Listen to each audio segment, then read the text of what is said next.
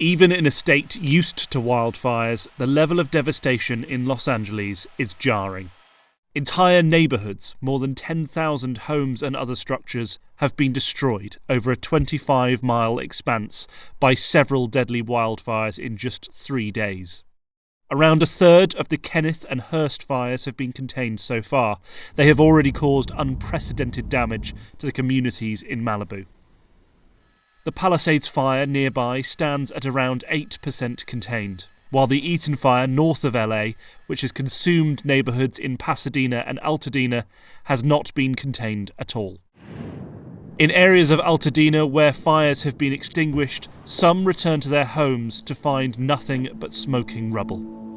As you can see, there's nothing left, and I've been here for about an hour and a half, and I don't want to leave. It's home.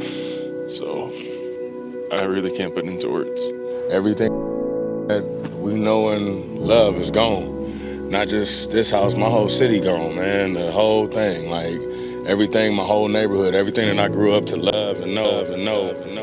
Burnt up.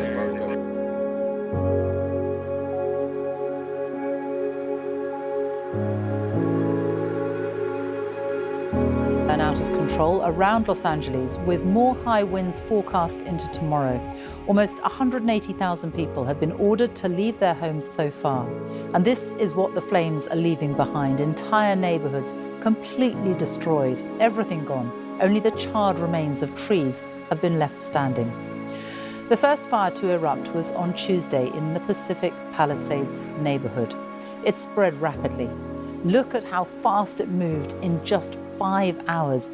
It now covers more than 17,000 acres of land. That blaze alone is now one of the most destructive natural disasters in the history of LA. There are still 5 fires alight around the city. 2 of them, the Palisades and Hearst fires, are still 0% contained. They're out of control. You can see from this time lapse of the Palisades fire just how quickly it spread, fanned by hurricane-force winds. And this is another neighborhood, Altadena. This satellite imagery shows the homes and buildings, street after street, completely engulfed. 5 people are known to have died, but the LA sheriff says that number will rise. Well,